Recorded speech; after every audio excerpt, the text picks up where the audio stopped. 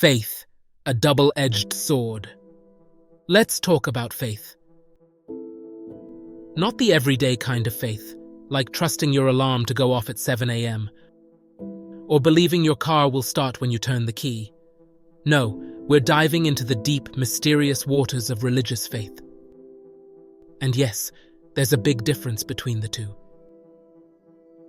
You see, faith is a powerful force, but it's also a dangerous concept. Wait, let me rephrase that.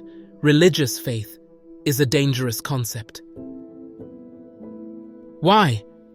Well, hold on, and let me walk you through it. The great faith misunderstanding. People often say, everyone has faith in something, even atheists, so faith is universal, right? This argument is like comparing apples to oranges. Sure, both are fruits, but they're fundamentally different. Religious faith, and that's regular, everyday faith, operate on completely different planes, yet this line of thinking tries to blur the lines between the two. So, let's set the record straight. Religious faith, a leap into the unknown. Religious faith is like stepping off a cliff in total darkness, trusting that there's something, anything there to catch you. It's belief without proof, confidence in the invisible and the unprovable. When people talk about religious faith, they're referring to trust in the unseen, the supernatural, or the divine. Take these examples. Believing in God, heaven, or miracles involves a leap into the spiritual unknown. There's no way to scientifically verify their existence. Following sacred texts like the Bible or the Quran often requires suspending what we know about the natural world. We're asked to accept stories of parting seas, talking animals, and other miraculous events, things that defy the laws of physics. In short, religious faith often means trusting in things that go beyond reason or evidence, and that's fine, until it isn't. Regular faith, the power of experience. On the flip side, regular faith is rooted in logic, experience, and probability. You have faith in your car starting because, well, it started every day last week. You believe that airplane will stay in the air because it's built on principles of physics and engineering that have been tested and proven countless times. Here's the key difference. Regular faith is a rational expectation based on evidence and experience. Religious faith requires belief in things for which there's no hard evidence. It's like the difference between trusting that the sun will rise tomorrow, because it always does, versus trusting that a rainbow unicorn will deliver your morning coffee. Why the difference matters. Here's where things get tricky. Religious faith isn't just a personal belief for many people. It's something they feel compelled to share, or worse, impose on others.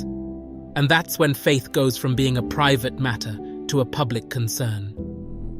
When religious faith starts influencing government policy, laws, or education, it moves from the realm of personal belief into something much more problematic.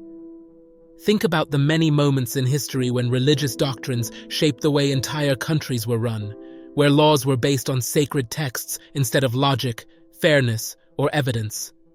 For example, in the past, religious faith has been used to justify wars, witch hunts, and discrimination.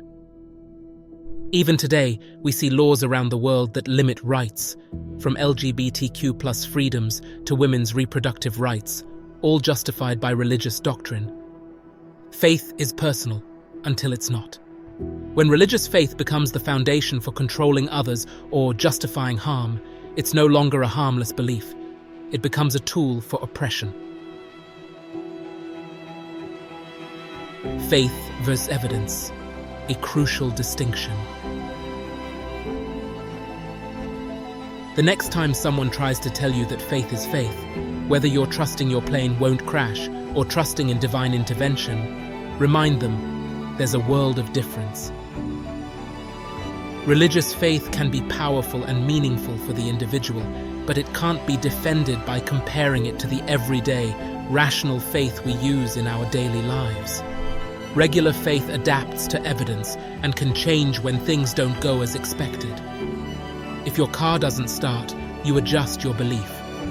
Religious faith, on the other hand, often requires clinging to beliefs despite evidence to the contrary. The danger of unquestioned faith. So why is religious faith dangerous? Because it can ask people to ignore reality, to stop questioning, to accept authority without evidence. And when that becomes the foundation for how we treat others or run societies, it can lead to harm. Let's not forget that faith has been a tool used by those in power to maintain control. By insisting that certain religious beliefs are beyond question, entire populations can be led down a path where they stop thinking for themselves. Critical thinking is sidelined in favor of obedience to doctrine, and that's when faith stops being beautiful and becomes dangerous. Faith and freedom. Think for yourself. Here's the inspiring part. You have the power to think for yourself. Regular faith is about trust, but it's a trust you can evaluate and question. You don't need to accept something just because it's in a book or because someone in authority said so. Faith in yourself, your ability to think critically, to question, to explore, is the kind of faith we should be cultivating. When we stop confusing religious faith with reasonable, everyday trust, we open the door to a more thoughtful, compassionate, and fair world. So, next time you're confronted with someone trying to equate religious faith with regular faith, gently push back. Remind them of the difference between the two. Faith can be beautiful when it's personal, but when it's imposed on others, it becomes dangerous. Conclusion: question, think, and grow. In a world where religious faith often seeks to influence public policy and personal freedom, it's more important than ever to draw clear distinctions. Trust in what you see, what you know, and what you've learned. Question everything, especially when someone asks you to accept something on faith alone, because the most powerful kind of faith is the faith you have in your own ability to think, learn, and grow. Because the most powerful kind of faith is the faith you have in your own ability to think, learn, and grow.